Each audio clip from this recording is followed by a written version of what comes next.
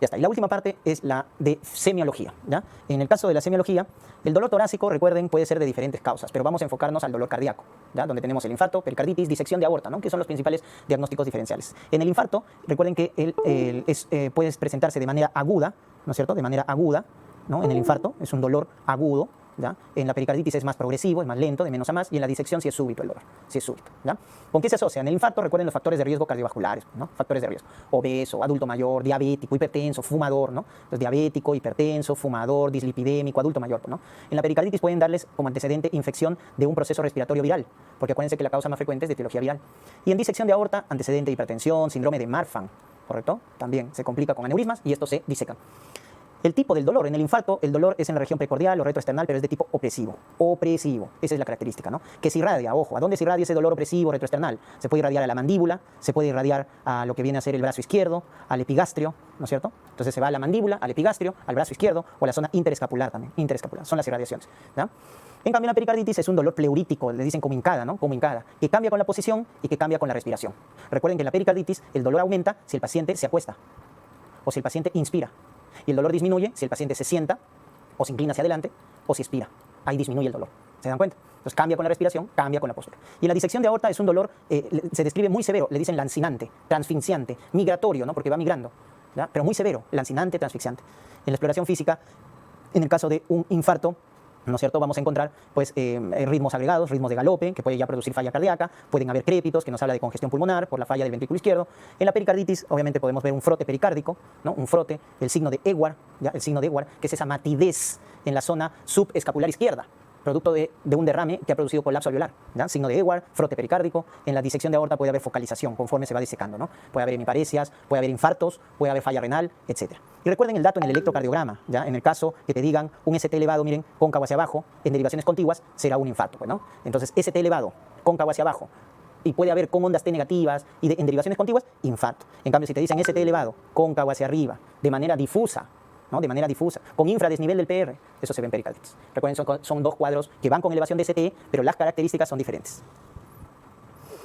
El síncope. El síncope es la pérdida súbita de la conciencia, con recuperación espontánea, ¿ya? Pérdida súbita de la conciencia con recuperación espontánea. Entonces, ese es el síncope. Obviamente hay diagnósticos diferenciales. Por ejemplo, ¿no? La convulsión también te da pérdida de la conciencia. Una intoxicación también te da pérdida de la conciencia, ¿ya? Un traumatismo encefalocraniano también va con pérdida súbita de la conciencia. Trastornos metabólicos, una hipoglicemia, también va con pérdida súbita de la conciencia. Entonces, hay que hacer siempre la diferencia, ¿no? Entonces, en el caso de convulsión, siempre acuérdense que el paciente después de la convulsión está medio confuso, puede haberse mordido la lengua, puede haber hecho relajación de esfínteres.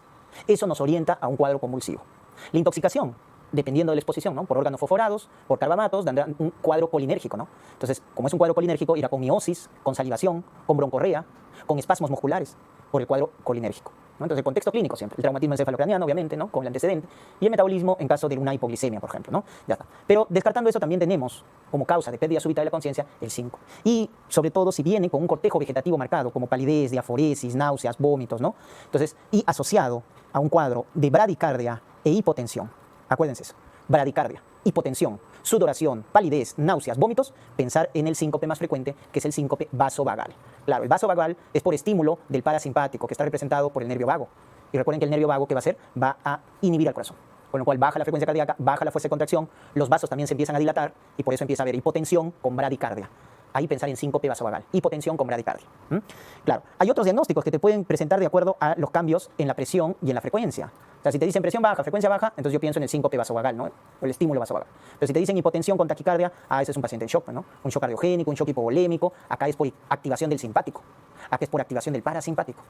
Entonces se dan cuenta, esa es la diferencia. Entonces si te dicen al contrario, presión elevada, frecuencia elevada, eso lo veo por ejemplo en un paciente que consume cocaína, en un paciente que consume anfetamina, por hiperactividad también del simpático. Los dos, ¿no?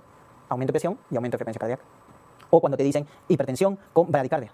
Eso lo veo en la hipertensión endocraniana, el famoso reflejo de Cushing, acuérdense, ¿ya? Reflejo de Cushing. O la triada de Cushing, hipertensión, bradicardia y alteración de la respiración, ¿ya? Entonces, tengan en cuenta esto. Pérdida de la conciencia súbita, con bradicardia, con hipotensión, síncope vasovagal, ¿correcto? Vasovagal. Claro, hay otras causas. Por ejemplo, la hipotensión ortostática, el ortostatismo. Entonces también, ¿no? Puede haber síncope por ortostatismo, cuando un paciente de lo que está echado se incorpora de manera rápida. Entonces, eso puede presentarse sobre todo en los adultos mayores, en los pacientes diabéticos, por disfunción autonómica, por consumos de fármacos, ¿no? Los bloqueantes alfa-1, prazosine, terazocin, ¿ya? Los diuréticos, los beta-block, los calcio antagonistas pueden dar ortostatismo y eso puede producir síncope. Y el más grave, que es el de origen cardíaco, ¿no? Ese es el más grave, el de origen cardíaco. Ahí hay que pensar problemas estructurales del corazón o problemas eléctricos. Lo más frecuente, la causa más frecuente de síncope, recuerden, es vasovagal. Pero cuando les digan la causa más frecuente de síncope de origen cardíaco es las arritmias, ¿ya? Los bloqueos, la enfermedad del nodo sinusal, las bradiarritmias. Y luego están los problemas estructurales, ¿no? Por ejemplo, una estenosis aórtica va con síncope, ¿no? Su tríada angina, síncope, disnea. Una miocardiopatía hipertrófica va con síncope. Entonces, primero pensar en trastorno del ritmo, luego en problemas estructurales. Y son los más graves, pues, ¿no? Obviamente los síncopes de origen cardíaco.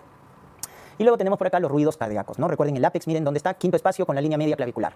Ahí está el ápex. Recuerden los focos de auscultación, ¿no es cierto? Este es el foco aórtico, segundo espacio para esternal derecha, foco pulmonar, segundo espacio para esternal izquierdo, miren, derecho pulmonar, derecho aórtico, izquierdo pulmonar, ¿no? Este es el foco accesorio, este es el foco tricuspidio, ¿no es cierto? Y este es el foco mitral, que está en la punta, ¿no? Línea media con quinto espacio, ¿ya? En la foco mitral, foco tricuspidio, foco pulmonar y foco aórtico. Por eso una Z, ¿no? Ahí está la Z. Muy bien. Bueno, y este el estetoscopio, ¿no? Que nos ayuda a ocultar los ruidos cardíacos, los soplos, etcétera, ¿no? Están las olivas, ¿no es cierto? Y lo que viene a ser, recuerden que la parte pequeña es la campana, ¿ya? Y la parte más ancha es el diafragma o membrana, ¿no? Diafragma o membrana, que sirve para ocultar el primero o segundo ruido, y la campana, que nos sirve para ocultar, por ejemplo, el tercer o el cuarto ruido, ¿no? Ya está. Entonces, miren, primer ruido aumentado. Recuerden que el primer ruido se produce por el cierre de las aurículas ventriculares. Y primero, ¿quién se cierra? La del lado izquierdo. Primero la mitral y luego la tricúspide, ¿correcto? Ya está. Segundo ruido, cierre de las semilunares, ¿no? Recuerden que el primer ruido se da en contracción isovolumétrica y el segundo ruido en relajación isovolumétrica. Y acá también, ¿quién se cierra primero? Primero la válvula aórtica, luego la válvula pulmonar. Siempre primero se cierran las del lado izquierdo. Ya está. El tercer ruido se produce por llenado rápido y el cuarto ruido se produce por contracción auricular intensa. Recuerden, tercer ruido, llenado rápido, y cuarto ruido, contracción auricular intensa. Entonces, un primer ruido aumentado lo podemos ver en una estenosis mitral. En una estenosis mitral. Cuando la válvula está fibrosada, calcificada, el ruido es más intenso. O en una insuficiencia mitral, el ruido se apaga. O una insuficiencia aórtica también, da el primer ruido disminuido. Desdoblamiento del primer ruido. Se puede desdoblar los ruidos de manera fisiológica cuando inspira. Cuando uno inspira, entonces la válvula mitral se cierra y demora en cerrarse la válvula tricúspide. Eso pasa cuando uno inspira. Hay un desdoblamiento fisiológico. Ya es patológico cuando, por ejemplo, el desdoblamiento se hace cuando hay un bloqueo, en este caso se retrasa, por ejemplo, el cierre de la válvula tricúspide. Entonces, en un bloqueo de rama derecha ya es un desdoblamiento patológico, ¿no? Entonces ya la válvula tricúspide, como hay bloqueo de rama derecha, se retrasa más de lo normal, ¿ya? O desdoblamiento paradójico le llaman, cuando es al revés. Primero se cierra la válvula tricúspide y la que demora es la válvula mitral. Entonces ahí se ha invertido, ¿no? Entonces se llama desdoblamiento paradójico. Bloqueo de rama izquierda. Hace el bloqueo o desdoblamiento paradójico del primer ruido. Luego tenemos el segundo ruido, que puede elevarse en la hipertensión pulmonar, en la hipertensión arterial. Da un segundo ruido aumentado. Disminuido, lo vemos en casos de una insuficiencia aórtica, tenemos ruido disminuido, ¿ya? O en una estenosis también aórtica severa, ¿ya? Vemos un segundo ruido apagado. Desdoblamiento del segundo ruido, nuevamente fisiológico en la inspiración. Entonces, cuidado, les pregunten, ¿eh? En inspiración los ruidos se desdoblan de manera fisiológica. ¿Ya? Hay un llamado desdoblamiento fijo, ¿ya? O sea, desdoblamiento fijo que no cambia con la respiración, que se ve en la comunicación intraauricular y que es su dato de esta cardiopatía, ¿no? Desdoblamiento fijo del segundo ruido cardíaco, comunicación intraauricular. Y nuevamente un desdoblamiento patológico en bloqueo de rama derecha y un desdoblamiento paradójico cuando se invierte en bloqueo de rama izquierda. Ahí no hay pierde, ¿no? Igual. Siempre los bloqueos de rama izquierda dan desdoblamientos paradójicos, o sea, se invierten, ¿no? Primero se cierra la válvula derecha y luego la izquierda, porque lo normal es al revés. Ocultar un tercer ruido nos indica una falla cardíaca. Recuerden que esto es criterio ya de falla cardíaca, el ritmo de galope. Solo que ocultar un tercer ruido es falla sistólica y ocultar un cuarto ruido es falla en la diástole. Porque se oculta un tercer ruido cuando el corazón está fibrosado y delgado. Fibrosado y delgado. De tal manera que cuando hay el llenado rápido, como está delgado la pared, vibra, pues. Y eso nos traduce un tercer ruido. Llenado rápido, vibra las paredes. Corazón fibrosado, dilatado. En cambio, el cuarto ruido nos indica esto, un corazón que está muy hipertrofiado. Tiene una hipertrofia concéntrica hacia adentro. Por eso falla en la diástole, falla en el llenado. Porque la aurícula tiene que contraerse fuerte para poder llenar el ventrículo, ya que su cavidad del ventrículo está disminuida, porque está hipertrofiado. Entonces deben recordarse así. Un tercer ruido es falla sistólica, corazón fibrosado, dilatado. Cuarto ruido, falla diastólica, es un corazón con hipertrofia concéntrica, hipertrofiado. Muy bien. Y luego las alteraciones del pulso tenemos por acá, ¿no es cierto? La alteración de este pulso, por ejemplo, débil, un pulso hipokinético, ¿no? Hipokinético, o sea, de baja intensidad, pero rápido. A ese pulso se le llama pulso filiforme, ¿ya? O sea, de baja intensidad, pero rápido. Y eso lo vemos en los estados de shock, pulso filiforme. Este es un pulso de ascenso y descenso lento, se llama parvus tardus, ¿ya? Se llama pulso parvus tardus. ¿Dónde lo vemos? En la estenosis aórtica, pulso parvus tardus. En cambio, este es al revés. Este es un pulso muy amplio, ¿no? Pulso amplio, le llaman pulso saltón, le llaman pulso Seller. ¿Dónde lo vemos? En insuficiencia aórtica. O en la persistencia del conducto arterioso, el PCA. Ahí vemos pulso amplio, saltón o Seller. Y acá, ¿no es cierto? Es el famoso pulso bisferiens, ¿ya? Se llama así, pulso bisferiens, porque hay dos picos en la sístole, en el componente sistólico del pulso arterial. Y esto lo vemos en la miocardiopatía hipertrófica, bisferiens. En cambio, cuando hay un pico en la sístole y un pico en la diástole, se llama pulso dícroto. Y eso lo vemos en la miocardiopatía dilatada. dilatada. La hipertrófica es disferiens y la dilatada es dicrot. Y esto, miren, un pulso de buena intensidad, otro baja, otro aumenta, ese es el pulso alternante. Y eso lo vemos en la falla cardíaca avanzada. Falla cardíaca avanzada, pulso alternante. Y este pulso es el que, miren, es un pulso irregular, ¿no es cierto? Y que además, ¿no es cierto?, irregular, y además donde la frecuencia central es mayor a la frecuencia periférica. Se llama pulso deficitario.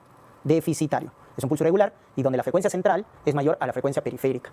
¿Esto dónde lo vemos? En la fibrilación auricular, acuérdense. Fibrilación auricular, pulso deficitario. Y este es el pulso que puede salvar la vida a un paciente, ¿no? El pulso que baja en inspiración más de 10 milímetros de mercurio, se llama pulso paradojal. ¿Y por qué les digo que puede salvar la vida del paciente? Porque esto lo vemos en taponamiento cardíaco, tromboembolismo pulmonar, pericarditis constrictiva, crisis asmática severa. En esos cuadros, en taponamiento cardíaco, tromboembolismo pulmonar, lo se llama pulso que salva la vida, ¿no? Cuadros agudos severos, pericarditis constrictiva y crisis asmática severa, ¿ya? Entonces acuérdense, los que más han preguntado, por ejemplo, en FA, deficitario, el pulso paradojal, en taponamiento, TEP, crisis asmática severa, ¿no? El pulso parvus tardus, de estenosis aórtica, el pulso saltón o Seller, en insuficiencia aórtica y en PCA, ¿ya? Acuérdense, esos son los más conocidos, ¿ya? Entonces asocien, por favor, el pulso nos puede dar el diagnóstico ya. Si te sabes el pulso, ya te puede ir dando el diagnóstico. Bueno, y en el caso del pulso de la vena yugular, hay que recordar pues cómo es un pulso venoso normal, ¿no? Tenemos entonces más o menos esta imagen, ¿ya? Donde vamos a ver que esta es la onda A, esta es la onda B, este es el seno X y este es el seno Y, ¿ya? Entonces estos dos son ondas y estos son senos en el pulso venoso. Entonces, ¿qué nos representa? Miren, la onda A es la contracción de la aurícula, eso representa. La onda B representa la relajación de la aurícula o el llenado de la aurícula, cuando se llena de sangre, ¿ya? Entonces es como decir, la onda A representa la sístole de la aurícula, porque se contrae. La onda B es la diástole de la aurícula, porque es donde se llena y está relajado. ¿Ya? Eso es básico que se acuerden. Onda A, sístole de la aurícula, la onda B, diástole de la aurícula. Y bueno, los senos, esto básicamente es el vaciamiento, de cuando la aurícula se queda sin sangre. Entonces acá es el vaciamiento, y si lo quieres ver, es cuando acá termina de vaciarse la aurícula, ¿no? Porque la aurícula se está contrayendo y la sangre que queda en la aurícula pasa al ventrículo. Entonces, como se queda sin sangre, por eso se produce un seno X. Y acá nuevamente, ¿no? Después de llenarse la aurícula, se da un vaciamiento de la aurícula para llenar el ventrículo, ¿ya? Entonces, acá hay un vaciamiento de la aurícula se está vaciando para darle sangre al ventrículo. Entonces, indirectamente, miren, el seno X representa el llenado del ventrículo, pero al final, ¿no? Porque recuerden que la contracción auricular es la última etapa del llenado ventricular. El llenado tenía 3 etapas, ¿se acuerdan en el ciclo cardíaco? Llenado rápido, llenado lento, contracción auricular. La contracción auricular es la última etapa del llenado. En cambio acá, el seno Y es cuando todavía hay sangre en la aurícula y está empezando a llenar el ventrículo. Entonces, este es al inicio. Este es al inicio, ¿ya? Este es al inicio. Ya está. Muy bien, entonces vamos a ver lo siguiente. Esa es la traducción del pulso, entonces vamos a ver la patología. Entonces miren, ¿qué vemos acá? Una onda A, miren, una onda A, claramente la estás viendo A, una onda A amplia, ¿no es cierto? Una onda aumentada. Cuando veas una onda A aumentada en el pulso venoso, nos está indicando que la contracción de la aurícula es muy intensa. ¿Dónde lo vemos? Por ejemplo, en una estenosis tricuspidia. Imagínense si hay una estenosis tricuspidia, entonces la aurícula tiene que contraerse fuerte, la aurícula derecha, para llenar al ventrículo derecho. Por eso es una onda aumentada. Acá vemos la onda A, la onda B, el seno X y el seno Y, ¿no? Acá lo que estamos viendo es el signo de W, ¿ya? Por un seno Y amplio, ¿ya? Profundo. Y eso lo vemos en la pericarditis constrictiva. Pericarditis constrictiva, ¿ya? El signo de W, ¿ya? En cambio, en el taponamiento, el que más se profundiza es el seno X. Y el Y se borra, miren, ¿ah? Cuando les digan onda A, onda B, seno X profundo y seno Y borrado, eso se ve en el taponamiento cardíaco, ¿ya? En el taponamiento cardíaco se aumenta, se profundiza el seno X y se borra el seno Y. En cambio, en la pericarditis constrictiva, el seno Y es el que se vuelve más profundo y te da este signo de W, ¿ya? Pericarditis constrictiva. Ya está. Luego tenemos acá, ahora una onda B amplia, ¿no? Una onda B aumentada. Eso lo podemos ver en una insuficiencia tricuspide, cuando regresa sangre. Imagínate, la aurícula se está llenando por las venas cavas y encima el ventrículo regresa sangre a la aurícula. Entonces la aurícula más llenado, pues, tiene doble llenado de las venas y del ventrículo por la regurgitación tricuspide. Por eso la onda B aumenta, ¿no? Porque hay más llenado de la aurícula. Esta, cuando ya la onda A es muy intensa, se llama la onda A cañón. Onda A cañón. ¿Quién produce esto? El bloqueo auriculoventricular de tercer grado, ¿ya? El bloqueo AB de tercer grado produce la onda A cañón. Bloqueo AB de tercer grado. Porque como están disociados, en algún momento puede coincidir la aurícula con el ventrículo. O sea, la aurícula con el ventrículo están disociados, ¿verdad? Pero en un momento puede coincidir los dos. La aurícula con el ventrículo se contraen al mismo tiempo. De esa manera la aurícula, su fuerza es aumentada por la contracción del ventrículo. Y por eso se produce la onda A cañón.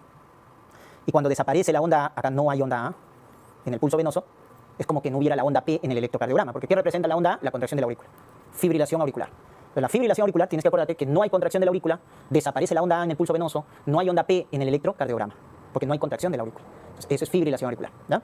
Bien, chicos, vamos entonces a ver ahora la parte de exámenes auxiliares, ¿ya? Vamos a comenzar con la parte del electrocardiograma, ¿ya? Recuerden que el EKG es un examen auxiliar que registra la actividad eléctrica del corazón, ¿no? A través de un trazado en una hoja milimetrada, como ya vamos a ver.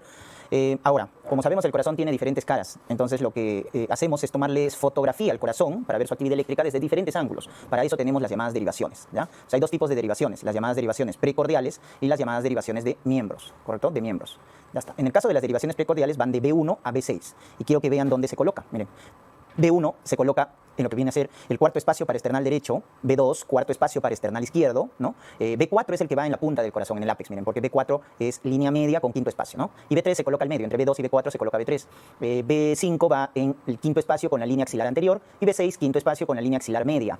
¿Estamos? Ya está. Esas son las derivaciones precordiales que le van a tomar la foto al corazón, como están viendo, en un plano transversal, ¿no? Es como un plano transversal, o también les pueden decir en un plano horizontal, ¿correcto? Ya está. En cambio, las derivaciones de miembros son de dos tipos, ¿ya? Las monopolares, ¿no? Solo tienen un polo, y las bipolares porque tienen un polo negativo y uno positivo, ¿ya? Pues miren, las monopolares es ABR, ¿ya? ABR, que se coloca en el brazo derecho, el electrodo, ABL en el brazo izquierdo, ABL, y ABF, que se coloca en la pierna izquierda, ¿ya? ABF. Muy bien. Entonces, brazo derecho, brazo izquierdo, pierna izquierda, ¿correcto? Y las bipolares tienen dos polos. Miren, de uno, ¿de dónde va? Siempre en el brazo derecho, recuerden que están los polos negativos. Porque si ustedes recuerdan, el corazón está ubicado más hacia la izquierda, ¿no? De arriba hacia abajo, de atrás hacia adelante y de derecha a izquierda. Entonces, el vector resultante tiene más o menos esta dirección.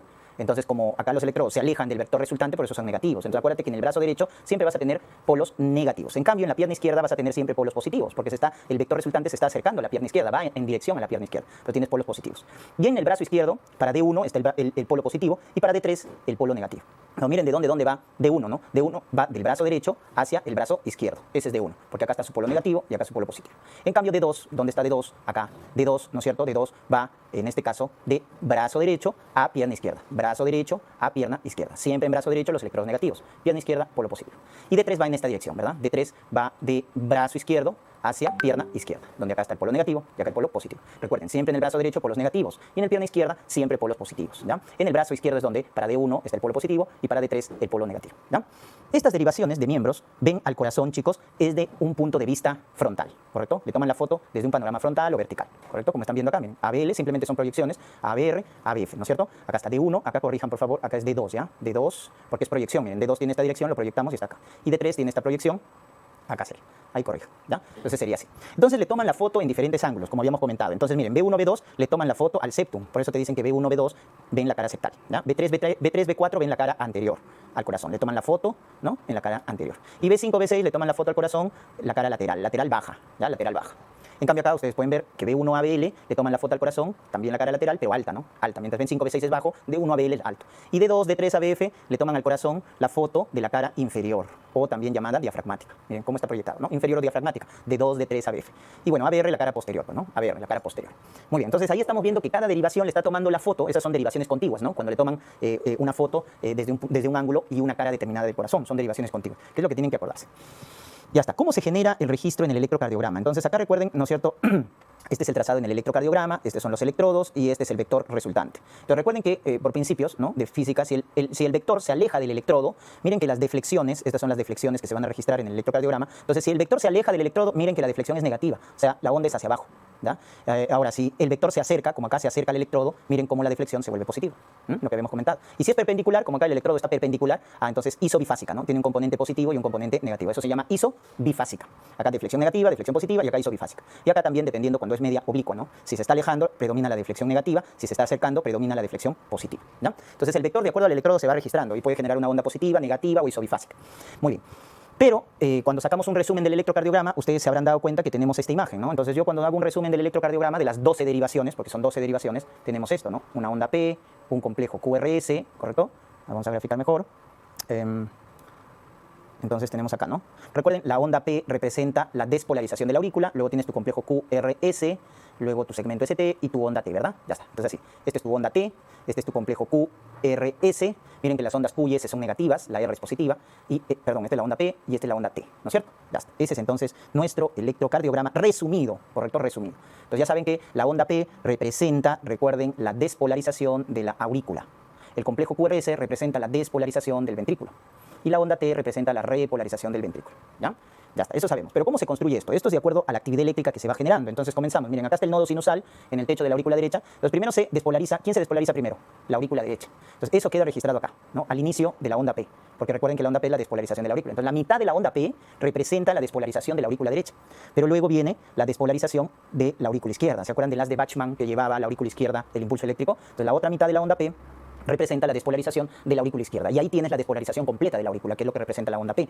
Luego tenemos acá el segmento PR, ¿no? El segmento PR, ¿ya? Que es básicamente, lo que ustedes pueden ver acá, es el retraso, ojo, el retraso, porque acá, si ustedes ven, desde el punto de vista mecánico, acá debería darse la contracción de la aurícula. Claro, si ya se despolarizó la aurícula, al final de onda P, ya se despolariza, entonces, ¿qué tiene que darse? La contracción de la aurícula, ¿no? Ese es desde el punto de vista mecánico lo que representa este segmento isoeléctrico, ¿ya? Pero también lo que representa a nivel del electrocardiograma es el paso del impulso por el nodo sinusal, por el nodo AB, que es el que hace el retraso, ¿no? Entonces ahí por eso hay una línea isoeléctrica. Entonces mientras el nodo AB hace el retraso, la aurícula se está contrayendo, pues. Porque recuerden que el nodo AB hace el retraso para que primero se contraiga la aurícula y luego el ventrículo. Ya está, seguimos avanzando, ahora vamos a ver que se va a despolarizar el ventrículo. Entonces, lo primero que se despolariza en el ventrículo es el septum interventricular, ¿ya? Entonces eso queda registrado acá, por la onda Q, ¿ya? Que en algunas derivaciones se ve.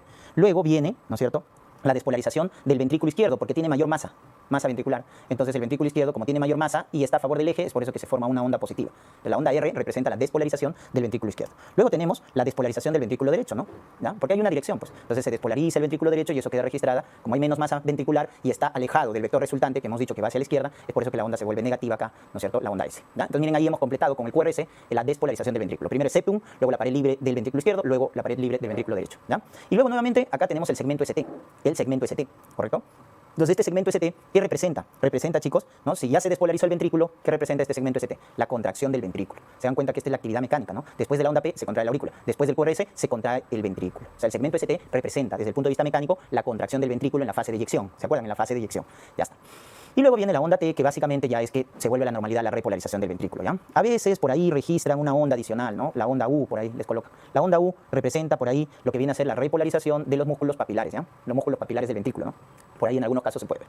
Muy bien, entonces ahí hemos visto y hemos construido lo que es el electrocardiograma, ¿no? Luego ya vamos a ver, entonces, lo que hemos visto acá son las ondas, luego tenemos los segmentos, ¿no es cierto? Este es el segmento, acuérdense, ST, de acá a acá, segmento ST, perdón, segmento PR, ¿ya? Este de acá, del final del QRS al inicio de la onda T, es el segmento ST, ¿ya? El segmento, los segmentos son líneas isoeléctricas, ¿ya? Ahí lo están viendo. A diferencia de los intervalos. Los intervalos, este es el intervalo, por ejemplo, PR, ¿ya? Este es el intervalo PR, intervalo PR, que contiene la onda P y el segmento.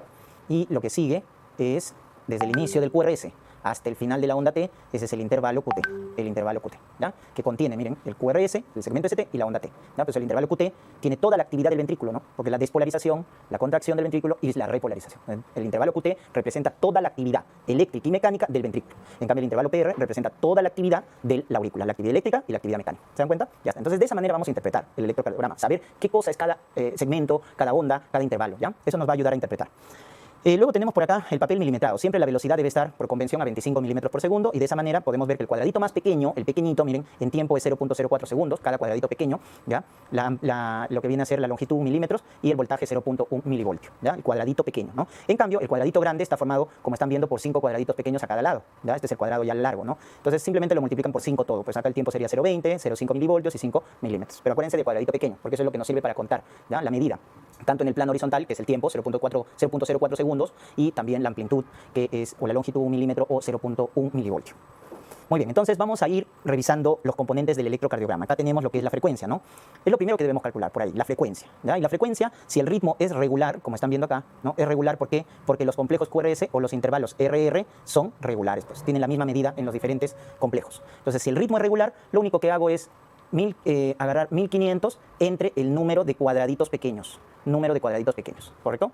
Ya está. Entonces, de esa manera calculamos. Entonces, por ejemplo, acá, bueno, no se ve bien, pero acá si hubiera, por ejemplo, 20 cuadraditos pequeños, cuento, ¿no? 20 cuadraditos pequeños, entonces sería 1500 entre 20, ¿no? 75 sería la frecuencia cardíaca. O por ahí, no quiero cuadraditos pequeños, quiero cuadraditos grandes, ¿no? Es 5 veces, pues, ¿no? Entonces ya sería 300 nomás. Divides 300 entre el número de cuadraditos grandes. No les aconsejo que se aprendan muchos métodos. Sí, apréndanse el método que les parezca más práctico. Personalmente, a mí, 1500 entre el número de cuadraditos pequeños, porque eso me va a hacer más exacto el cálculo de la frecuencia cardíaca. Pero cuando el ritmo es regular, porque si el ritmo es irregular, ahí sí tenemos problemas. Si el ritmo es irregular, como una fibrilación auricular, etcétera, ¿no? Entonces, ¿por qué? Porque los intervalos RR son irregulares. Miren, la distancia acá con la distancia acá son diferentes, ¿no? Entonces ahí decimos que el ritmo es irregular. Entonces ahí sí tengo que contar ya 6 segundos. ¿no? Que básicamente son 30 cuadrados grandes, ¿no? 30 cuadrados grandes, ¿ya? Entonces, recuerden que cada cuadradito era 0.04 segundos, un cuadrado grande lo multiplicaba por 5, era 0.20, entonces en un segundo tenía que encontrar 5 cuadrados grandes, y en 6 segundos 30 cuadrados grandes. ¿Se dan cuenta? O sea, es simplemente la analogía, ¿no? Entonces, en 6 segundos, que es 30 cuadrados grandes, cuento el número de complejos QRS. El número de complejos QRS. Entonces, imaginen que acá hay 6 segundos, ¿no? 30 cuadrados grandes. Entonces, lo único que hago es contar el número de complejos QRS y eso lo multiplico por 10. Lo multiplico por 10. Por ejemplo, acá la frecuencia sería, hay 2, 4, 6, 7 complejos. 7 por 10, 70. Esa sería la frecuencia cardíaca, ¿ya? Entonces, acuérdense que cuando es irregular, contar en 6 segundos cuántos complejos QRS hay y eso lo multiplicamos por 10. Así calculamos la frecuencia. Muy bien, el ritmo. Claro, hay que definir si el ritmo es sinusal o si el ritmo es regular. Siempre también definir el ritmo, ¿no? Entonces, ¿cuándo decimos que el ritmo es sinusal? Cuando la onda P es positiva en D2 o cuando la onda P es negativa en ABR, ¿ya? Y siempre antes de cada QRS debe haber una onda P. Entonces, si cumple esos criterios, P positiva en D2, negativa en ABR, y antes de cada QRS hay onda P, decimos que está en ritmo sinusal. Si no cumple eso, si no veo onda P, si la onda P no está presente, será un ritmo extrasinusal, ¿no? Irregular porque los intervalos RR, como hemos dicho, son simétricos, tienen la misma distancia, uno de otro. Entonces, si cumple eso, regular, si no es irregular, ¿no? Como en un caso de una fibrilación auricular, ¿ya? Entonces, miren, acá la onda P siempre está delante o antes de cada QRS, ¿no? Es positiva en D2, negativa en ABR, ritmo sinusal, ¿ya? Muy bien. El eje, miren, la forma práctica de calcular el eje es fijarnos en D1 y ABF, ¿ya? ¿Ustedes se acuerdan dónde estaba en el plano, ¿no es cierto?, frontal D1, ¿no es cierto?, está acá, D1, ¿ya? D1 porque iba de brazo derecho a brazo izquierdo y este es ABF, ¿no es cierto?, que estaba en la pierna izquierda. Entonces, miren, D1 y ABF, tengo que fijarme en esas dos derivaciones de miembros, cómo está, ¿no es cierto?, las ondas. Entonces, yo les he dicho que el vector resultante siempre está en esta dirección, ¿no es cierto?, de arriba hacia abajo, de derecha a izquierda, de atrás hacia adelante. Ese es el vector resultante del corazón. Entonces, miren, este vector, si es el resultante, entonces, si cae en este cuadrante, ustedes se están dando cuenta que el vector se está acercando a D1 y a ABF. Por lo tanto, en D1 y en ABF, miren qué es lo que pasa. Las dos ondas son positivas. Entonces, cuando pasa eso, cuando yo veo en D1 y ABF que en el QRS predomina la onda positiva, que es la onda R, entonces yo digo pues que está en el eje correcto, el eje es normal. Y para decir que el eje está normal, entonces está entre estas direcciones, miren, entre menos 30 y más 90. Ese es el eje normal del corazón. El eje normal va de menos 30 grados a más 90 grados, ¿correcto? A más 90 grados. Entonces, si cae en ese cuadrante, decimos que el eje cardíaco es normal. Acuérdense eso, ¿eh? De menos 30 a más 90, decimos que el eje del corazón está normal. ¿Cómo? De manera práctica, si en D1 y ABF son positivos. Ya está. Ahora vamos a lo patológico o a lo anormal.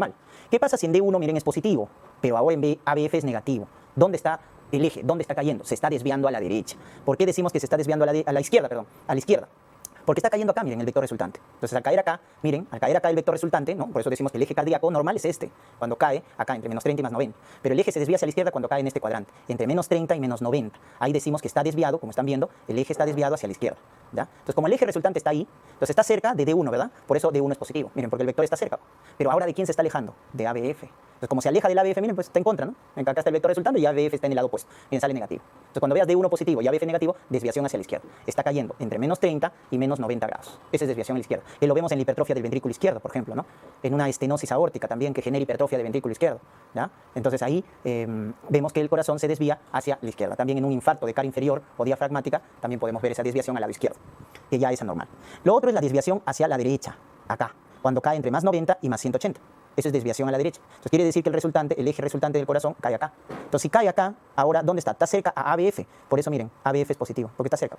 Y ahora sí en D1 está al otro lado, miren, D1 está al otro lado, ¿no?, del vector resultante patológico. Entonces negativo. Cuando veas D1 negativo, ABF positivo, eso es desviación a la derecha. Desviación a la derecha. ¿Se dan cuenta? Solo viendo la dirección de D1 y ABF. Entonces a la derecha quiere decir que está entre más 90 y más 180 grados, ¿ya? Y eso ¿dónde lo vemos? En la hipertrofia del ventrículo derecho, porque va a haber más masa ventricular y por lo tanto el eje se va a la derecha. En el tromboembolismo pulmonar también vemos la desviación del eje hacia la derecha. Muy bien. Y cuando ya se va en este cuadrante entre menos 90 y menos 180, entonces ya es el crecimiento biventricular o crecimiento extremo. Entonces, si la resultante el eje resultante del corazón cae acá, miren que está al lado opuesto D1 y ABF, por lo tanto en ambos es negativo. Si D1 y ABF tú ves que son negativos, quiere decir que el resultante ha caído acá, entre menos 90 y menos 180. Y eso es un crecimiento extremo o crecimiento biventricular, ¿ya? Crecimiento extremo o crecimiento biventricular. Entonces, para determinar el eje, fíjate cómo está en D1 y ABF, ¿ya? Fíjate cómo está. Entonces, por ejemplo, en este caso, ¿no es cierto? Miren, este electrocardiograma, podemos darnos cuenta, ¿no es cierto?, que es un ritmo sinusal. A ver, ¿ritmo sinusal o no? Sí, porque hay ondas P, miren, antes de cada QRS, ¿no? Los RR son regulares, entonces el ritmo también es regular, el ritmo es regular y es sinusal, porque hay onda P, ¿no es cierto? Miren, la onda P positiva en D2, negativa en ABR. Entonces cumple el criterio sinusal irregular, ¿no? ¿Ya quieres calcular su frecuencia cardíaca? Bueno, calcula 1500 entre el número de cuadraditos. Miren, 1, 2, 3, 4, 5, 6, ¿no? 6, 6, 7, ya si quieres ser generoso porque está tomando la mitad y la mitad acá. 1500 entre 7 sería la frecuencia cardíaca, ¿no?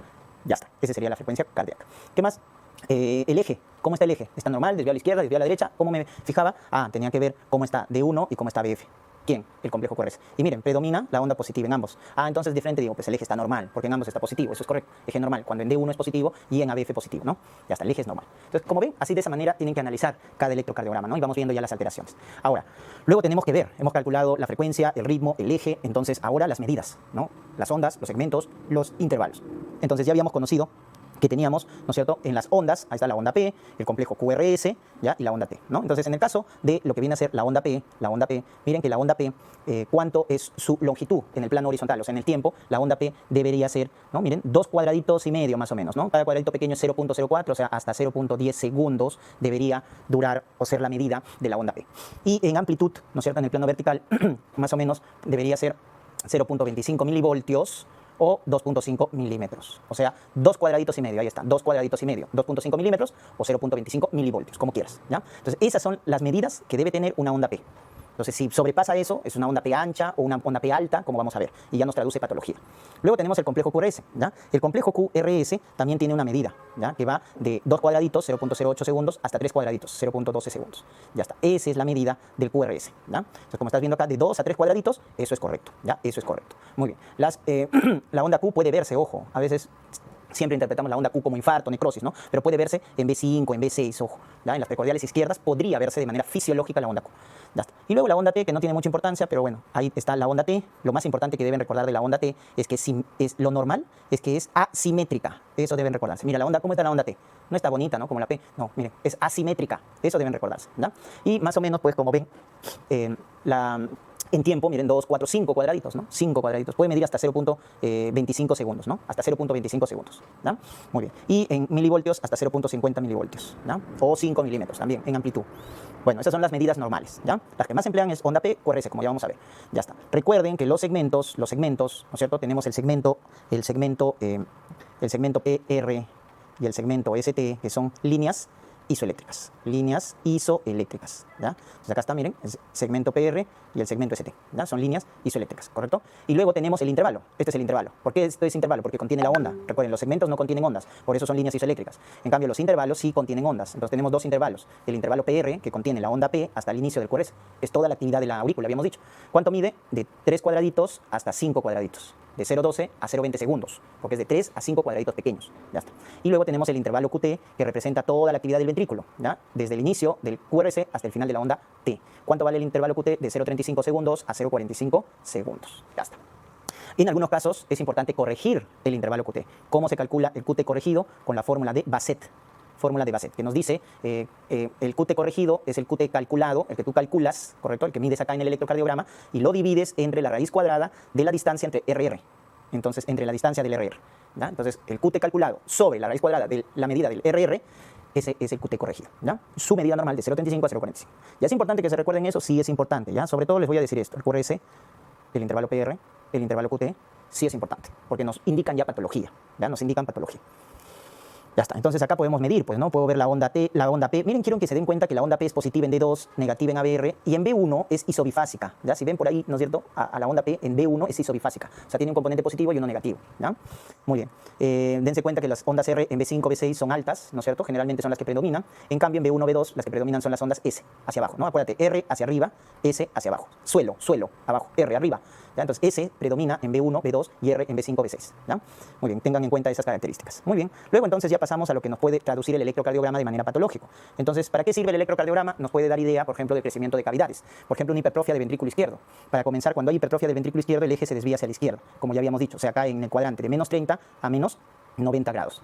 ¿Ya? ¿Y cómo nos damos cuenta? Porque en D1, ¿no es cierto?, la onda va a estar positiva y en ABF, recuerden que va a estar negativa. Entonces, si en D1 está positivo y en ABF negativo, quiere decir eje hacia la izquierda, de manera práctica, ¿no? Está cayendo entre menos 30 y menos 90, ¿ya? Entonces, ese es un criterio para la hipertrofia del ventrículo izquierdo, eje desviado hacia la izquierda. El otro criterio ya más sensible es el criterio de Sokolov, que les han preguntado ahí en los exámenes. Sokolov se calcula como la onda S más la onda R.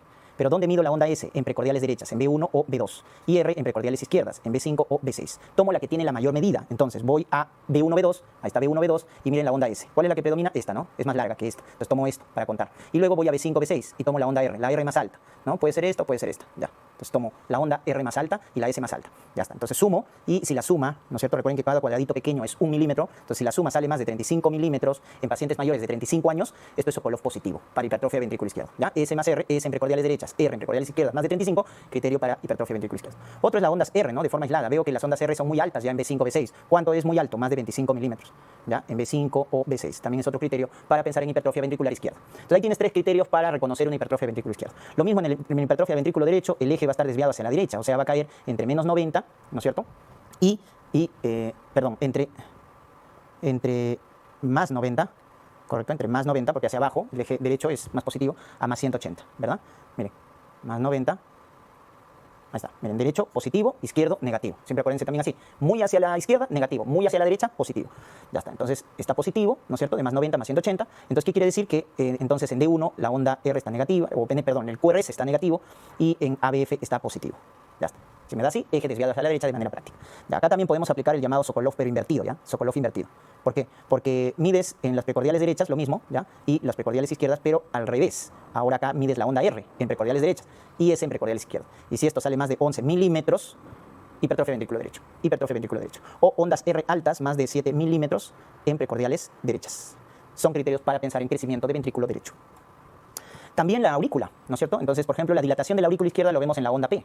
Entonces, cuando una onda P es ancha, ¿y cómo se define una onda P ancha? Cuando mide más de, miren, ¿cuánto medía en longitud? Hasta 0,10, ¿verdad? 2 cuadraditos y medio. Entonces, si mide más de 0,10 segundos, ¿correcto? Más de 0,10 segundos, ya nos está hablando de un crecimiento probable de la aurícula izquierda. Entonces, P ancha, ¿en dónde? En D2. ¿Se acuerdan que en D2 era la mejor derivación para ver la onda P? Ya está. Y en B1, en esta precordial derecha, voy a ver una onda P. ¿Cómo era normalmente en B1 la onda P? Isobifásica, ¿no? Tenía un componente positivo y negativo, simétrico, ¿ya? Pero voy a ver acá que gana el componente negativo. Porque recuerden que la mitad final de la aurícula izquierda representa la despolarización, ¿no? La mitad de la onda P, perdón, la mitad final de la onda P representa la despolarización de la aurícula izquierda. Entonces, cuando yo hablo de dilatación de la aurícula izquierda, entonces esta onda P se vuelve ancha.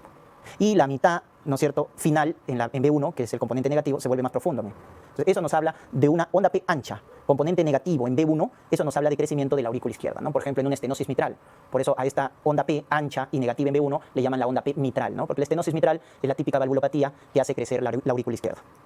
Por el contrario, si nos dicen una dilatación de la aurícula derecha, entonces acá tendremos una onda P alta en D2. En D2 una onda P alta, ¿no? Más de 0.25 milivoltios o más de 2.5 milímetros, ¿no? Y en B1 la onda P, miren, predomina el componente positivo.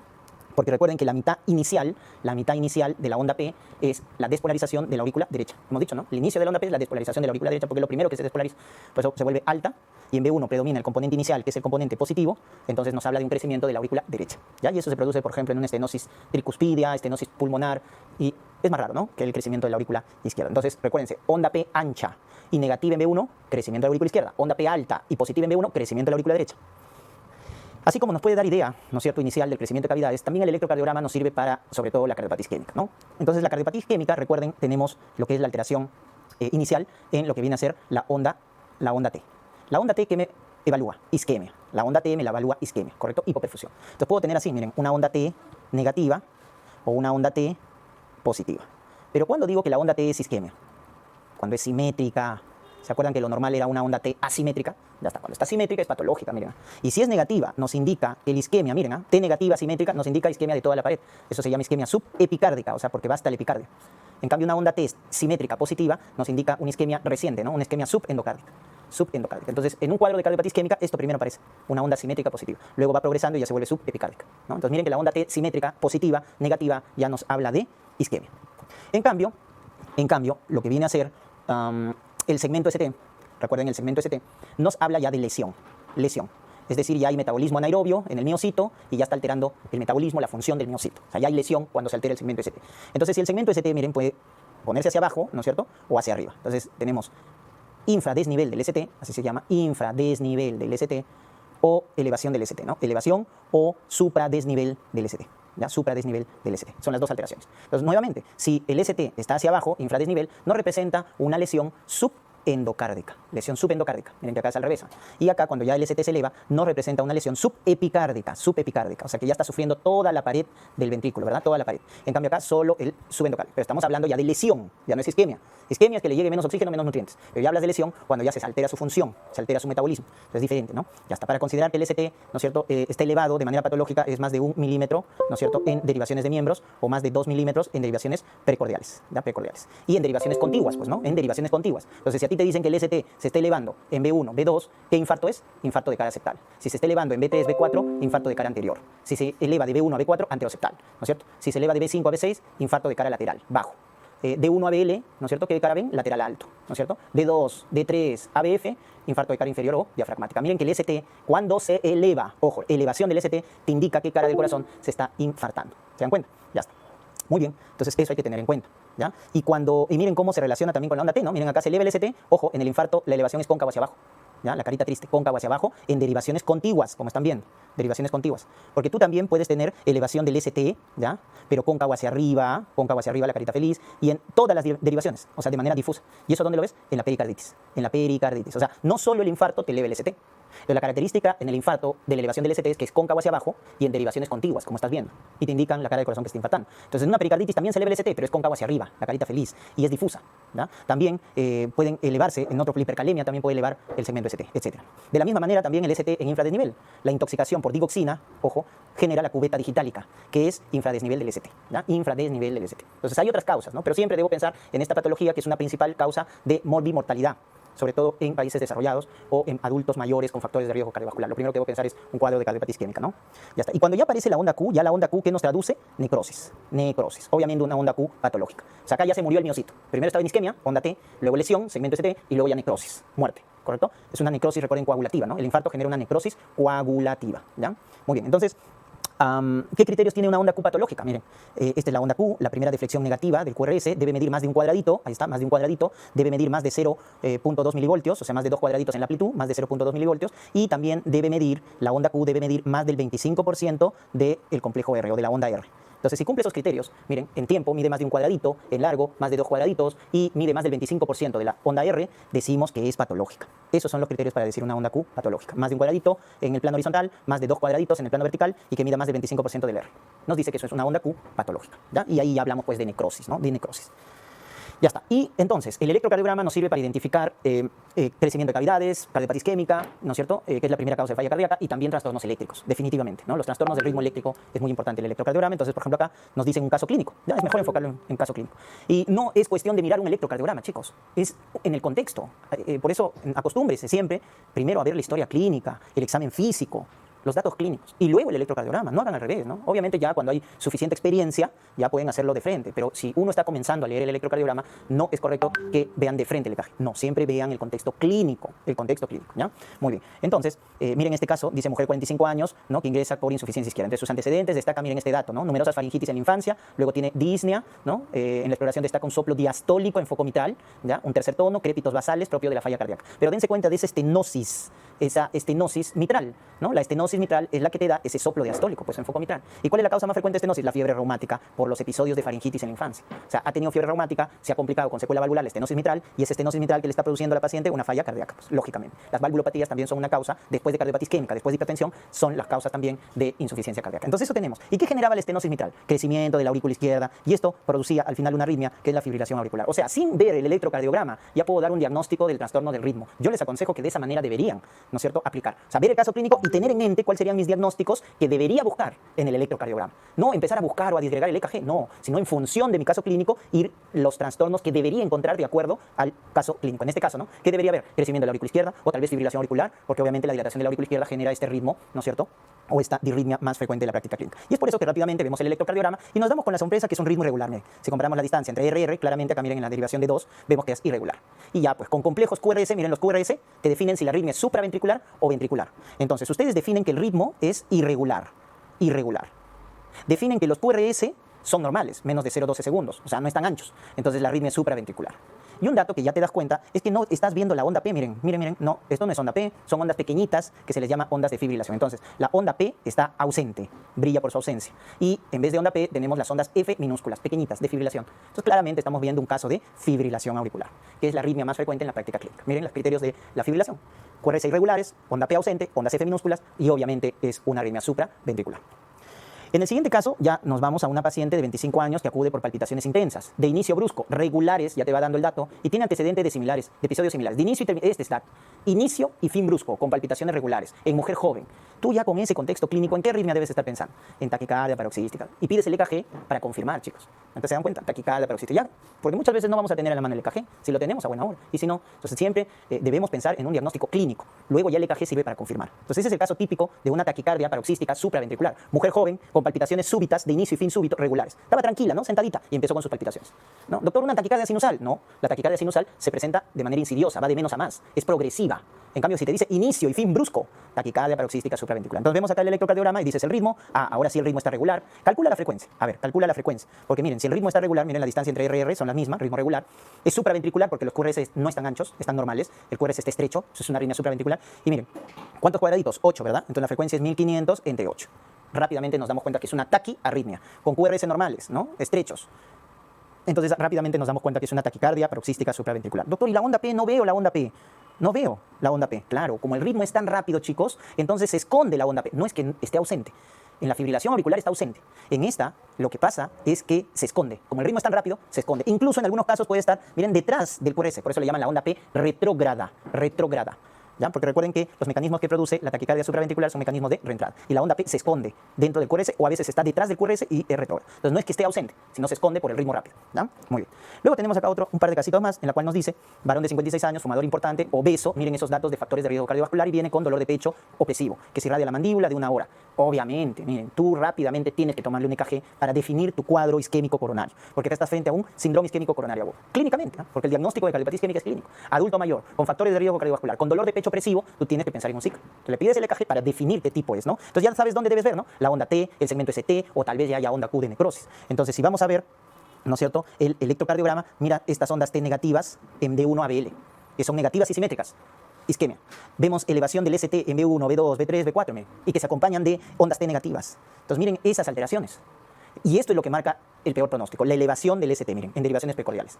Más de 2 milímetros, acá claramente está más de 2, pues, ¿no? Más de 2 cuadraditos. Entonces, es un SICA ST elevado, SICA ST elevado. Entonces, ya con el electrocardiograma tú defines que es un SICA ST elevado de B1 a B4. Entonces, ¿de qué están hablando? De un probable infarto, porque cuando el ST se eleva ya probablemente es un infarto, de cara anteroseptal, que es el infarto más frecuente. Pues, el infarto más frecuente, cuando se ocluye la arteria descendente anterior, rama de la coronaria izquierda. Entonces, ahí se están dando cuenta, ¿no? Obviamente hay isquemia, miren, en la cara lateral alta, porque es de 1 a BL, isquemia, y miren cómo acá el segmento ST se eleva y vemos también ondas T negativas, ¿no? Eso también nos hace sospechar de cardiopatía isquémica. La concordancia de elevación de ST con ondas T. Porque recuerden que cuando hay un infarto, obviamente puede haber necrosis y ya se registra en una onda Q, puede haber lesión en el segmento ST y puede haber zonas de isquemia. O sea, pueden haber confluencia de varios estados, necrosis, lesión, isquemia. Por eso vemos estas alteraciones. Ahorita todavía no vemos onda Q. En cambio acá, miren, y este es el diagnóstico que a veces se confunden, dice, miren, varón de 27 años, sin factores de riesgo cardiovascular. Bueno, se ha luxado el hombro. Había acudido porque desde hace tiempo tenía dolor, ¿no? En atención por un episodio de dolor centrotorácico, que había empezado de forma insidiosa y que empeoraba con la inspiración. Miren ese dolor que cambia con la respiración, es insidioso. ¿Ya? Entonces, es emitido a su médico y le toman un electro, pues, porque así, ¿no? Cualquier dolor de pecho, ya, electrocardiograma. Bueno, y para ser valorado por el cardiólogo incluso. Pero miren el contexto clínico, es un joven, sin factores de riesgo. El dolor es insidioso y cambia con la respiración. La semiología de la angina, que es el dolor isquémico del miocardio, no se presenta de esa manera. El dolor en la angina es retroesternal, opresivo, ¿correcto? Opresivo, que calma con el reposo o los nitratos y que va empeorando, ¿no? Va progresando. Entonces, ¿y qué vemos en el electrocardiograma? Miren, ¿qué nos llama la atención? Si ustedes ven, llama la atención que el ST obviamente tiene una tendencia a la elevación, ¿no es cierto? Pero, miren, si ven el ST, entonces vemos que probablemente esté elevado, pero en todas las derivaciones, ¿ya? En todas las derivaciones. Entonces miren D1, D2, miren ABL, miren ABF, ¿ya? Miren, ahí está. Pero en todas las derivaciones. Entonces cuando tú tengas esa elevación del ST, y ojo, cóncavo hacia arriba, porque si ustedes se han dado cuenta acá, miren la elevación en B4, B2, miren B3, esa elevación del ST es cóncavo hacia abajo, así, carita triste. Esa es la del infarto, en derivaciones contiguas. En cambio acá estás viendo elevación del ST cóncavo hacia arriba de manera difusa. ¿Eso qué nos debe hacer sospechar? En una pericarditis. Y en la pericarditis, cuando hay elevación del ST, no vas a ver onda T negativa. No ves de manera concomitante. Hay fases de la pericarditis. Claro, en la fase 1, ¿ya? Se eleva el ST. En la fase 2, luego se normaliza. En la fase 3, la onda T se vuelve negativa. Recién ahí. pero nunca vas a encontrar que ambos estén al mismo tiempo. Por eso, si tú encuentras elevación de ST con onda T negativa, eso es infarto. En cambio, la pericarditis puedes verlo, pero de manera separada, nunca juntos. Y en la fase 4 encuentras nuevamente tu electro normal. O sea, pasa por fases la pericarditis. Estamos en esta fase. Lo que puedes encontrar concomitantemente en la fase 1, cuando ves elevación difusa del ST cóncavo hacia arriba, es tu infradesnivel del ST, que lo puedes encontrar. Mira acá en D2, miren. Infradesnivel del PR. Con elevación de ST, eso te debe hacer sospechar de pericarditis. Acá otros casos también nos dicen varón de 70 años, ¿correcto? Varón de 70 años, obeso mórbido que llega de viaje interprovincial, acude a emergencia por disnea súbita desde hace una hora. Disnea súbita. Y te dice signo de Homans positivo. ¿Qué es el signo de Homans? Eso es una trombosis venosa profunda. Y con disnea positiva, tromboembolismo pulmonar. Se complicó con un TEP, ¿no es cierto? Ya está. Ahí está el factor de riesgo. Obesidad, reposo prolongado por el viaje, ¿no? Cáncer, gestante, consumo de anticonceptivos. Entonces ahí el factor, ¿no? De trombosis. Es el signo de Homans, dolor a la dorsiflexión de la pantorrilla. Y luego disnea súbita, taquicardia, taquimia, hipotensión, se puede chocar, etc. Ya es un tromboembolismo pulmonar. ¿Y qué vamos a encontrar en el electro de un tromboembolismo pulmonar? ¿No? Podemos encontrar trastornos del ritmo como una taquicardia sinusal, como una fibrilación auricular, pero en un 25% de pacientes puedes encontrar un patrón que se conoce con el nombre de sobrecarga de ventrículo derecho o el patrón llamado S1Q3T3. Acuérdense de ese patrón, S1Q3T3, ¿correcto? Entonces, ¿cuáles son datos de sobrecarga de ventrículo derecho? Que encuentres una onda T negativa de B1 a B4. Eso es dato de sobrecarga de ventrículo derecho. Entonces, miras, vas a B1, vas a B2, vas a B3 y vas a B4 y mira que te encuentras tu onda T negativa. Eso es dato de sobrecarga de ventrículo derecho, ¿ya? Sobrecarga de ventrículo derecho. Que también encuentras ese patrón que hemos mencionado. ¿Qué significa onda S en 1? Que en D1 predomina la onda S. Y Q3T3, que hay onda Q en D3, mira, la onda Q, y T3 significa que también en D3 la onda T es negativa. Entonces, acuérdate este patrón. Cuando tú encuentres ondas T negativas de B1 a B4 y el patrón S1, Q3, T negativa en 3, tromboembolismo pulmonar, ¿verdad? Tromboembolismo pulmonar. Tenemos 70 años sin antecedentes patológicos, tiene diarreas profusas y hace oliguria. Miren su creatinina 3.6, o sea, está elevada, es una probable falla renal aguda, ¿no? Por hipovolemia, una falla prerenal. Entonces, ese sería mi diagnóstico, una insuficiencia renal aguda, una injuria renal aguda de tipo prerenal, probablemente por hipovolemia, por las diarreas, por las pérdidas gastrointestinales. Y te dan un electrocardiograma. ¿Por qué en una falla renal pedimos EKG? Porque recuerden que podemos encontrar esto de acá. Las ondas T altas y picudas que nos orientan ¿a qué? A una hipercalemia. Ese es el problema de la falla renal, que te puede generar una hipercalemia. Y la hipercalemia te da trastornos en el electrocardiograma, como por ejemplo la onda T alta y picuda, ¿correcto? Alta y picuda, te puede producir también un QRS ancho, y ahí ya es grave, cuando el QRS se ensancha, más de 0,12 segundos, ¿ya? Hay que ponerle inmediatamente gluconato de calcio, para estabilizar la membrana del miocito y evitar arritmias ventriculares, ¿ya? Entonces, una onda T alta picuda, a ver, vamos a ver en D2, claro, miren, no se ve casi lo que viene a ser la onda P, porque la onda P también se aplana, ¿correcto? Onda P plana, T alta picuda, QRS ancho, son datos de hipercalemia. Pero acuérdense este dato característico de la hipercalemia que vemos en los pacientes con falla renal, ¿no? Las ondas T, miren, altas y picudas, ¿no? Incluso casi más grandes que el QRS.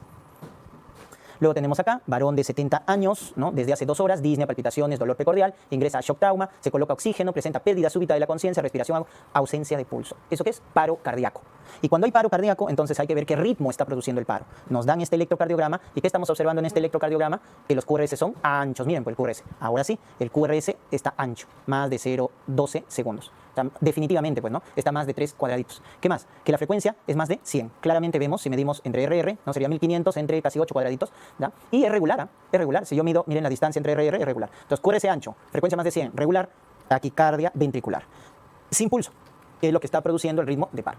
También cuando ves un ritmo caótico, desordenado, esa es la fibrilación ventricular, ¿no? Que también puede producir paro. Entonces, ¿cuál? Hay que hacer, iniciar el masaje cardíaco, ¿no? Las compresiones torácicas y desfibrilar al paciente, porque estos dos son ritmos desfibrilables, ¿no? Entonces hay que ponerle su carga en el desfibrilador, 360 Joule si es monofásico o 200 Joule si es bifásico. Y acá nos decían, en el caso, nos dicen en el servicio de urgencia, encuentran un EKG anómalo. Se trata de una mujer adulta mayor, sin antecedentes médicos, que tiene síncopes a repetición y nos dicen qué trastorno del ritmo se presenta. Entonces acá hay que ver, ¿no es cierto? Miren esto de acá, síncopes a repetición. El síncope más frecuente es vasovagal, pero hay que descartar, ¿no es cierto?, también problemas cardíacos. Y el síncope de origen cardíaco más frecuente son arritmias. Y ahí hay que tener en cuenta las bradiarritmias, ¿ya? Los famosos bloqueos auriculoventriculares. Rápidamente nos damos cuenta, ¿cómo determinamos un bloqueo? Con el intervalo PR, que está muy prolongado. Miren este intervalo PR, definitivamente, pues, ¿no? Entonces, cuando tú encuentras un intervalo PR ancho más de 0,20 segundos, piensa en bloqueo AB, ¿no? Obviamente con QRS estrecho, ¿ya? 0,12 segundos. Bloqueo AB, ¿ya? Ahora, hay varios tipos de bloqueo AB. Hay bloqueo AB de primer grado, donde solo es una conducción lenta, segundo grado, y de tercer grado, ¿ya? Entonces, ¿qué tipo de bloqueo AB será? Miren, acá está la onda P, luego viene el QRS, la onda T, miren, miren, esta es la onda P, ¿no? Onda P, onda P, onda P, o sea, si se están dando cuenta, la onda P está cayendo, ¿no? En cualquier momento, miren, está disociado del QRS. O sea, si nosotros observamos en este trazo, y contamos cuántos QRS hay, a ver, vamos a contar cuántos QRS, porque veo que no hay relación entre la onda P y el QRS. Entonces, ¿cuántos QRS hay? 5 en un determinado tramo. Ahora cuento las ondas P, mira, acá hay una onda P, acá 2, acá 3, acá 4, acá 5, acá 6, 7, 8, 9, 10. ¿Se dan cuenta? O sea, hay 5 QRS y hay 10 ondas P. Cuando tienes eso, más ondas P que QRS, y ves que está disociado, pues porque la onda P está cayendo donde le da la gana, ese es un bloqueo de tercer grado, o bloqueo completo, ¿ya? Bloqueo completo. Porque en el de primer grado solamente tienes intervalo PR largo, nada más, y no hay un verdadero bloqueo. Solo el largo, largo, largo y punto. Pero siempre conduce. Porque en el de segundo grado el PR está largo y en algún momento va creciendo y se bloquea, porque ya no conduce con un QRS. Ese es el bloqueo de segundo grado, llamado MOVITS 1, ¿no? MOVITS 1, cuando el PR va creciendo y se bloquea. En cambio, cuando crece, es largo, pero es constante, y luego se bloquea, ese es el MOVITS 2. ¿Ya? Esa es la diferencia, ya lo vamos a ver en arritmias. El MOVITS 1 va creciendo progresivamente y se bloquea, y el MOVITS 2 es constante. ¿Ya? Pero están asociados. La onda P con el QRS todavía guardan una relación. En cambio, acá estamos viendo que ya han perdido la relación completa. ¿Ya? Se han divorciado, ¿no? Entonces, bloqueo completo. Listo, chicos. Entonces, ahí recuerden el electrocardiograma. Y ahora, rápidamente, vamos a ver otros exámenes auxiliares, como por ejemplo, en cardiopatía isquémica, ¿no? Utilizamos esta prueba funcional, ¿ya? Esta es una prueba funcional, ¿ya? Como las otras que vamos a ver, la ergometría, que sirve para la angina estable, ojo, para los cuadros crónicos, ¿ya? Para la cardiopatía isquémica crónica. O sea, a un paciente inestable no le vas a hacer ergometría, porque la ergometría es un test de esfuerzo. Le hacemos caminar al paciente sobre una bandeleta y monitorizamos el electrocardiograma. Entonces, es una prueba funcional que se pide a pacientes con angina estable, con cardiopatía isquémica crónica, para confirmar el diagnóstico, si es que la clínica no nos ha ayudado mucho, y también para ver el pronóstico, porque nos estratifica el riesgo. Nos dice si el paciente es de bajo o de alto riesgo, ¿ya? Muy bien. También tenemos el ecocardiograma, ¿no? El ecocardiograma, si tú lo pides en un contexto de, en este caso, cardiopatía isquémica, también hay ecocardiograma funcional, ¿ya? Que se llama ecocardiograma de esfuerzo, que es una prueba funcional. Entonces también nos sirve para la angina estable, ¿ya? Para la angina estable. Ecocardiograma de esfuerzo. Pero bueno, el ecocardiograma también tiene otros aportes, como por ejemplo, de acuerdo a sus ventanas, nos mide el área valvular, nos mide las gradientes de presión, por lo tanto nos evalúa las valvulopatías, las estenosis, las insuficiencias, nos evalúa las cardiopatías congénitas, también las miocardiopatías, y también nos ve el derrame pericárdico. Es una prueba sensible, la más sensible para difusión pericárdica, porque nos detecta derrames ya patológicos o hasta un taponamiento cardíaco, ¿no? Cuya prueba confirmatoria justamente es el ecocardiograma, donde vamos a ver colapso de cavidades derechas, ¿no? Colapso de cavidad derecha, diagnóstico de taponamiento cardíaco. Entonces miren, para valvulopatías, para cardiopatías congénitas, miocardiopatías, derrame pericárdico, la prueba de elección, el ecocardiograma. Nos calcula la fracción de eyección, ojo, el ecocardiograma es la prueba no invasiva que nos calcula la fracción de eyección, ¿no? Es el volumen sistólico sobre el volumen telediastólico, que lo hemos visto en ciclo cardíaco, y debe ser más del 50%, ¿no? Ya está. Entonces nos evalúa la función sistólica del corazón, que queda representado por la fracción de eyección. Esta es otra prueba funcional para los cuadros de angina estable, y es la prueba más sensible, le gana a la ergometría, le gana al ecocardiograma para determinar zonas de isquemia, que son zonas frías, que no captan contraste, ¿no? Como tecnesio 99, talio 201, son los radioisótopos que se utilizan, ¿ya? Entonces, las zonas que no captan el contraste, esas son las zonas de isquemia, zonas frías, ¿ya? Entonces, la gammagrafía de perfusión es una prueba funcional muy sensible para determinar las zonas de isquemia. El estudio de Holter nos apoya en el diagnóstico de las disritmias, ¿ya? De las disritmias, sobre todo cuando hay consultas de síncopes de etiología desconocida, ¿ya? Entonces, cuando quiero buscar como causa de síncopes cardíacas, trastornos del ritmo, pedimos el estudio de Holter, que es una monitorización del electrocardiograma en 24 horas, ¿no? Entonces, este estudio nos sirve para determinar, por ejemplo, bloqueos auriculoventriculares, nos sirve para encontrar también extrasístoles ventriculares, nos sirve para encontrar pausas sinusales patológicas cuando son más de 3 segundos, ¿ya? Y si dan clínica, entonces estaríamos frente a un caso de enfermedad de nodo sinusal, ¿no? Cuando hay pausas sinusales y da clínica en el paciente como síncopes, ya es enfermedad del nodo sinusal, y hay que colocarle un marcapaso, ¿no? Entonces, para ciertas arritmias que producen síntomas como los síncopes de origen cardíaco, el estudio Holter nos ayuda porque es una monitorización del EKG, pero en 24 horas. La radiografía también nos aporta, ¿no? Nos da beneficio. ¿Por qué? Porque nos puede evaluar, por ejemplo, la silueta cardíaca y puedo calcular el índice cardíaco, ¿no? Entonces, acá de esta suma, A más B entre C, es el famoso índice cardíaco, ¿correcto? Si este índice es más de 0,5 en adultos o más de 0,6 en recién nacido, ¿de qué nos está hablando? De una cardiomegalia. Es un criterio mayor para hablar de insuficiencia cardíaca, ¿no? Criterio mayor, ¿ya? También la silueta, ¿no? Recuerden que la punta del corazón, miren, ¿no? Si está hacia arriba, si la punta del corazón está hacia arriba, nos puede estar mencionando crecimiento del ventrículo derecho, indirectamente. O cuando la punta está muy desplazada hacia abajo, crecimiento del ventrículo izquierdo, ¿no? Entonces la punta del corazón también, si está muy arriba, hipertrofia ventrículo derecho, muy abajo, hipertrofia ventrículo izquierdo. Obviamente también nos evalúa el parénquima pulmonar, ¿no? Si hay, ¿no?, datos de congestión pulmonar. Bueno, en este caso no hay congestión, pero es infiltrado, recuerden, en alas de mariposa, difuso, es el edema agudo de pulmón, que será cardiogénico cuando la presión capilar pulmonar es más de 25 milímetros de mercurio. Entonces al inicio puede haber, ¿no es cierto?, ciertos grados de edema, porque el primer edema es intersticial, y eso es lo que forma ya las líneas, ¿no?, A, B de Kerley. Acuérdense en falla cardíaca, las líneas A, B de Kerley interpretan edema intersticial, pero cuando ya es grave, se produce un edema alveolar. Y ahí hablamos ya del edema agudo de pulmón, que será cardiogénico cuando la presión capilar pulmonar es más de 25 milímetros de mercurio. Y esta es ya una prueba invasiva, pues, ¿no? Todas las que hemos visto son invasivas y esta sí ya es una prueba invasiva. Cateterismo cardíaco y la coronariografía viene a ser el gol estándar para el diagnóstico de cardiopatía isquémica, ¿no? Cardiopatía isquémica, ¿ya? Hay que pedirle cuando el pronóstico es malo en el paciente, ¿no? Es pronóstico malo, o sea, cuando es de alto riesgo. Hemos hecho sus pruebas funcionales y es de alto riesgo, previo a la revascularización, ¿ya? Porque el cateterismo sirve para hacer, pues, angioplastía.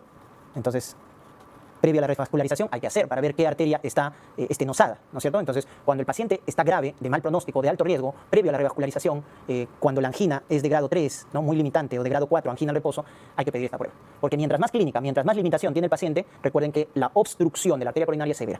Probablemente entonces vaya a revascularización y entonces vamos a ver, pues, la posibilidad de hacer angioplastía, ¿no? En el contexto de una cardiopatía isquémica.